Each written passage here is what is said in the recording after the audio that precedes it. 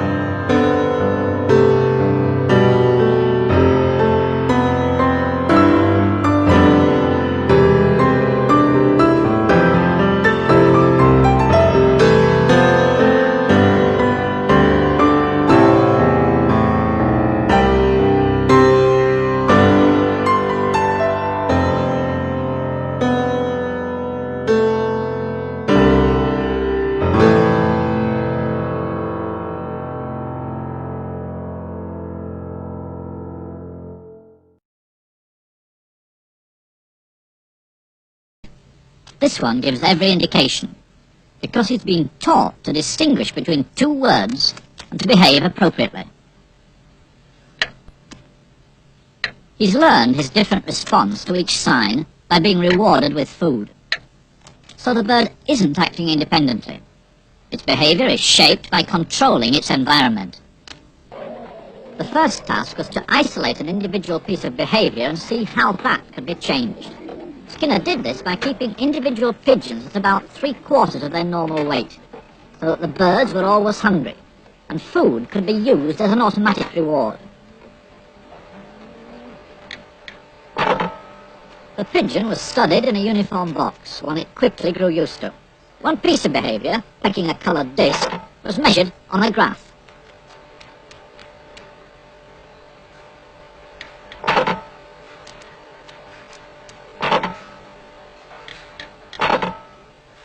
The pigeon learned that pecking the disc produced a reward. Then the behavior of pecking could be studied in relation to how often that reward was offered, or in Skinner's terms, what was the schedule of reinforcement.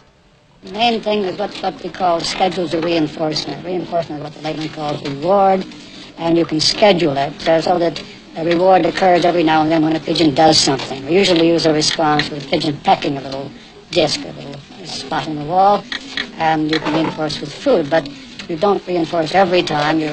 Perhaps every 10th time, or perhaps only once every minute or something like that. There are a very large number of schedules, and they have their special effects.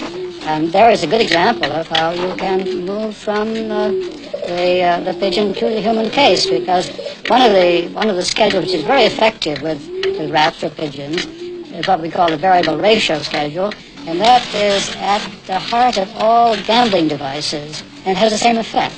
The pigeon can become a pathological gambler just as a person can. Now, the fact that we found that out with pigeons and could prove it by removing and changing the schedule makes it easy for us to interpret the case with the human subject. We don't say that the human subject gambles to punish himself, as the Freudians might say, or gambles because he feels excited when he does so. Nothing of the sort. People gamble because of the schedule of the reinforcement that follows, and this is true of all gambling systems. They all have variable ratios built into them. So what we've learned from the pigeon, it made it possible to interpret this vast field very effectively. Where does that leave free will? Because we all think we have a choice whether to do things or not to do things. Yes. Well, you see, it leaves it in the position of a fiction. We have assumed somehow or other that these internal states, feelings, and so on, have initiated something. They have started something. They have created. We have done something in a voluntary way. We have willed to act.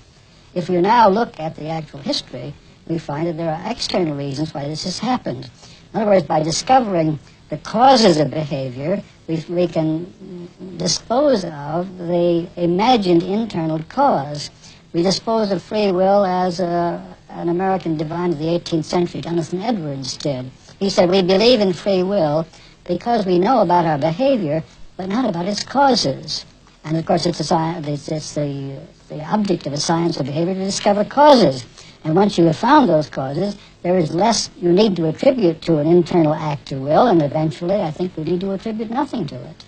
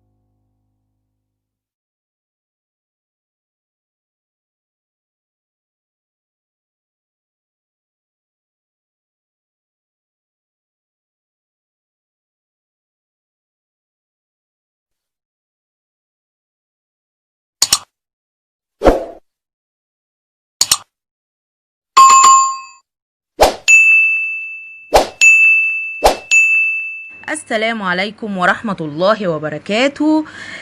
دي قناة ناجي وده ناجي البطل قاهر التوحد، واللي قدامكم دي مامة ناجي. اتمنى كلكم تشاركونا تجربتنا. اللي لسه ما عملتش لايك وسبسكرايب ولا داست على الجرس، بسرعة دوسي سبسكرايب ودوسي على علامة الجرس علشان يوصلك كل الفيديوز الجديدة اللي انا بنزلها تقريبا كل يوم، علشان ربنا يعيني يا رب ويوفقني واني اقدر اساعد الامهات واوصل خبرتي وخلاصة تجربتي مع ناجي ابني قاهر التوحد. اتمنى ان انتوا تدعمونا وتشجعونا كتير. بسرعة لايك وسبسكرايب وبسرعة شير للقناة